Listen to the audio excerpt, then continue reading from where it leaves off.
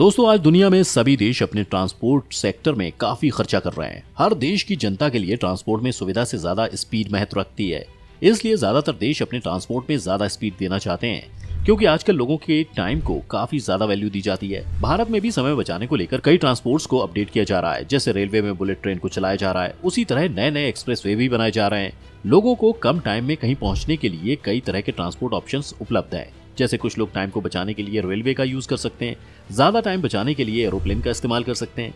इस समय दुनिया में सबसे ज्यादा स्पीड एरोप्लेन की है, पर क्या आप जानते हैं साल 1973 में एरोप्लेन की स्पीड को कम कर दिया गया था। तो दोस्तों, इस वीडियो में जानते हैं एरोप्लेन की स्पीड को कम क्यों कर दिया गया था। ये जानने से पहले ये जान लेते हैं कि प्लेन कैसे उड़ते हैं। तो चलिए शुरू करते हैं वीडियो। दोस्तों, सबसे पहले जान लेते हैं एरोप्लेन की हिस्ट्री के बारे में। दुनिया में सबसे पहले एरोप्लेन का आइडिया किसी के दिमाग में आया था तो वो थे आर्थिकस। इनके दिमाग में ये ख्याल करीब 1400 साल पहले आया था। इन्होंने 420 ईस्वी में सबसे पहले पक्षियों के पंखों की तरह डिजाइन बनाकर उड़ने की कोशिश की, और कुछ सालों बाद इन्होंने एक ऐसी डिवाइस बना ली जिसकी मदद से ये करीब 200 मीटर तक उड़ सके। हालांकि उसकी कोई तस्वीर नहीं है। करीब 9वीं और 11वीं सेंचुरी में ग्लाइडर का आविष्कार हुआ, पर वो फेल हो गया। फिर 1799 में ग्लाइडर को मजबूत करने के लिए एक मशीन को बनाया जा रहा था। आखिर में साल 1853 में दुनिया को अपना पहला ग्लाइडर बनकर मिला, जिसके बाद 1856 में जीन मेरी लेबरिस ने ग्लाइडर प्लस फ्लाइट का आविष्कार किया। ऐसे कई टेस्ट होते रहे, जिसके बाद पहले एरोप्लेन बनाने का श्रेय राइट ब्रदर्स को जाता है। ये दो भाई थे जिन्होंने ना जाने कितने मशीनों और इंजनों का इस्तेमाल करके उड़ने वाला प्लेन बनाया, जो साल 1905 में पहली बार सक्सेसफुल उड़ान भर सका।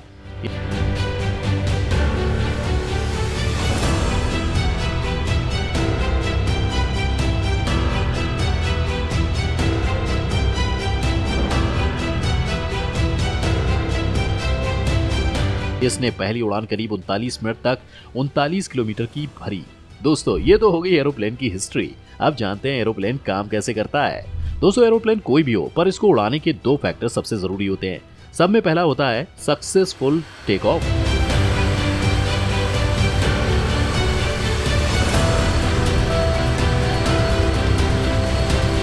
और दूसरा होता है जीरो नेट फोर्स।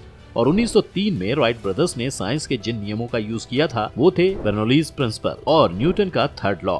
दोस्तों, हवा में उड़ने वाली किसी भी चीज में 4 तरह के फोर्स का यूज होता है। पहली है ग्रेविटी, दूसरी है लिफ्ट फोर्स, तीसरी है थ्रस्ट फोर्स, चौथी है ड्रैग फोर्स। अगर चारों फोर्स समान होंगे तभी कोई प्लेन आसमान में सही तरीके से उड़ पाएगा।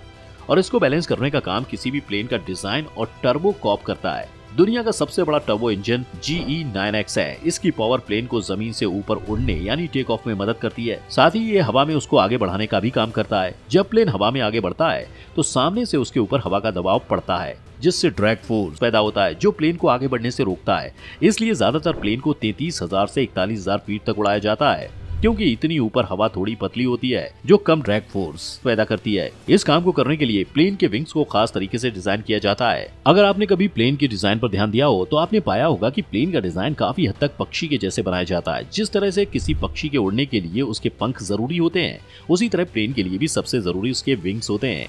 इसके विंग्स के डिजाइन को साइंस की भाषा में एयरफॉइल कहते हैं। प्लेन के विंग्स एयर को नीचे की ओर ढकेलती हैं, जिस वजह से एयर का प्रेशर ऊपर को लगता है, जिसे लिफ्ट फोर्स कहते हैं। ग्रेविटी फोर्स प्लेन को नीचे की ओर खींचती है, जिससे ये दोनों फोर्स बैलेंस करके जीरो नेट फोर्स को जीरो कर देती है, जिस वजह से प्लेन हवा में बैलेंस कर पाता है। अब प्लेन हवा में बैलेंस तो हो गया, पर इसको आगे बढ़ाने के लिए प्रोपोर्शन एक्सेलरेशन फोर्स की जरूरत पड़ती है, जिससे ये किसी भी दिशा में आगे की ओर बढ़ सके, जिसके लिए प्लेन में बड़े बड़े टर्बो प्रोपेलर्स लगाए जाते हैं। ये पंखे के आकार के हमको दिखाई पड़ते हैं। ये सीधे इंजन से जुड़े होते हैं। मशीन ऑयल की मदद से इनको चलाया जाता है। आपको बता दें कि पहले केवल ये एक प्रकार के हुआ करते थे और सभी प्लेन में एक टाइप के पंखों यानी टर्बो प्रोपेलर्स का यूज किया जाता था।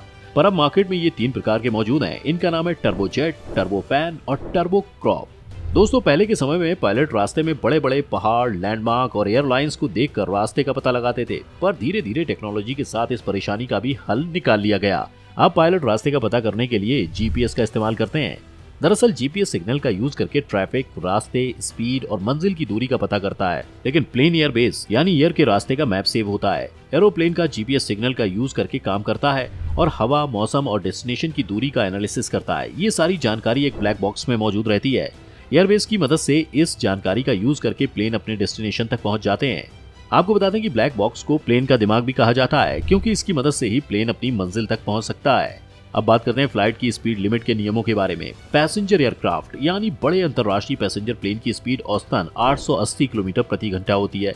निर्धारित नियमों के अनुसार इसे 926 किलोमीटर प्रति घंटा की स्पीड तक बढ़ाया जा सकता है। आपको जानकर आश्चर्य होगा कि 1973 से पहले यात्री विमानों की स्पीड 1000 किलोमीटर प्रति घंटा औसत हुआ करती थी। कुछ बड़े अंतर्राष्ट्रीय पैसेंजर प्लेन 1200 किलोमीटर प्रति घंटा की स्पीड तक उड़ान भरा करते थे। अब आपके मन में सवाल आ रहा होगा कि दुनिया भर में ट्रांसपोर्ट की स्पीड को बढ़ाया जा रहा है, तो प्लेन की स्पीड को कम क्यों किया जा रहा है? तो आपको बता दें कि दरअसल इसके पीछे यात्रियों की सुरक्षा नहीं, बल्कि कंपनियों की कमाई सबसे बड़ा कारण है। साल 1973 में एक्सपेरिमेंट के दौरान पाया गया कि यदि यात्री विमानों की स्पीड थोड़ी कम कर दी जाए तो उससे फ्यूल एक्सपेंस भी कम हो जाएंगे। ज्यादा तेजी से उड़ने वाला यात्री विमान ज्यादा मात्रा में फ्यूल खर्च करता है। थोड़ा पैसा बचाने के लिए हवाई जहाजों की स्पीड कम कर दी गई। यह भी कहना गलत है कि सभी फ्लाइट्स कंपनियां अपने प्लेन की स्पीड कम कर रखी हैं। दरअसल ऐसा नहीं है कि दुनिया के सभी विमान औसत 900 किलोमीटर प्रति घंटा की स्पीड से उड़ते हैं। कुछ विमान ऐसे भी हैं जो अपनी स्पीड के लिए पहचाने जाते हैं। दुनिया में सबसे तेज गति से उड़ने वाला हवाई जहाज अमेरिकी एसआर-71 ब्लैकबर्ड है। इस अमेरिकी विमान की स्पीड 3500 किलोमीटर प्रति घंटा से ज्यादा है।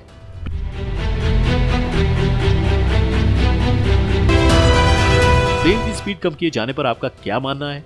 हमको कमेंट बॉक्स में जरूर बताएं। और अगर आपको ये वीडियो अच्छी लगी हो तो इसको लाइक और शेयर जरूर करें। अगर चैनल पर नए हैं तो चैनल को सब्सक्राइब करना ना भूलें।